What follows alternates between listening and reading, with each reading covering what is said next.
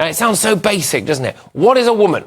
Sir Keir Starmer's stance has changed in recent times, but Labour's leader in Wales, Mark Drakeford, former Scotland First Minister Nicola Sturgeon, say that someone born male can be a woman. Now, a new GB News poll has found that a significant number of people agree with them.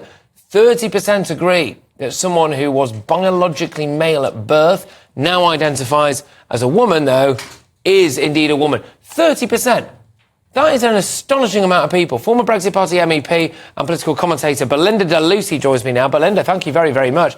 I think this is absolutely devastating. It was initially sold as only 30% of people think this.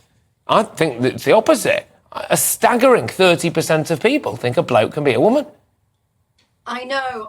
I'm saddened by that. I think it has a lot to do with the fact we've actually only had a year or two where we felt we've had free speech on this issue, where we felt we can expose the massively negative impact saying a trans woman is an actual woman can have on women's rights and girls. Because 2 years ago, you could get cancelled, you could have the police knocking at your door, you could, have your accounts off Twitter cancelled if you dared challenge it. So actually the rhetoric that has been very pro-trans women are actual women have had the floor for so long that it has indoctrinated and ingrained in a lot of people. And of course, it's in our schools, it's in our universities. So we need to catch up. I mean, I remember back in 2020, Patrick, when I joined these women's groups like Women's Place and LGB Alliance, who wanted to have these meetings to talk about how trans activists and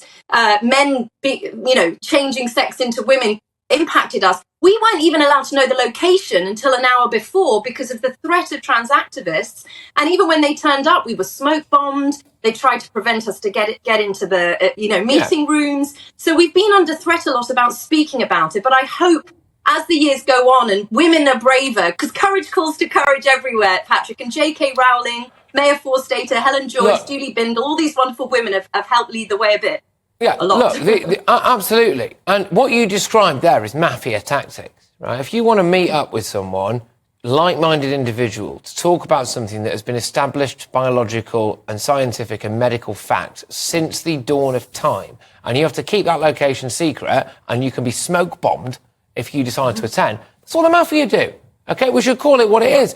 And the other side of this, they're having conversations with kids very early on. They're in the schools. They're in the institutions. And you know what? Now, 30% of people, these people walk amongst us, 30% of people think that men can be and should be considered as women. So the other side is winning on this, Belinda. Unfortunately, yes, but it is much better than it was 2 years ago. We are making a little bit more ground. And I think it's really important to say, we don't feel angst towards men who want to dress up as women, want to identify, call themselves what they like, live your best life. It's not about that. It's about indoctrinating people with this lie that you can change sex and then punishing women and this threatening climate around women who now feel like we can't speak up, saying, this is wrong. We can't have men in our sports or men in our changing rooms just because they happen to identify as women. Trans women are trans women, and that distinction must be made to protect women and girls' rights. Yeah, absolutely. And when you have a look at this, if we flip it on its head and we go, right, OK, we take the more positive spin on this, which is that 70% of people don't think that. So that means at least 70% of people, therefore, would not want someone who is male but identifies as a woman in changing rooms and in quotes-unquote safe spaces. I would imagine that of the 30% who did say that blokes can be women, there's still a percentage of those who wouldn't want them in the changing room with their daughter or with their wife or with their girlfriend or mother, etc. So actually, when you look at it like that, again, these politicians coming out and backing some of these niche issues, they are really appealing to a fringe, aren't they, as opposed to the majority. But it is a vocal fringe. Should they ignore that? The vocal fringe has a lot of power behind it and a lot of money behind it, which is why we're seeing it so much in our schools, in our public sector, in our NHS, in our police force. Where do these people get all the power from? There's the question. And I'd also say that it's not helped by Labour announcing that they're considering putting people in jail for misgendering. That kind of thing. I mean, that sort of policy, you're going to have to expand the women's prisons because it's going to be filled with women like me and my daughters who will, challenge men in their... and blokes.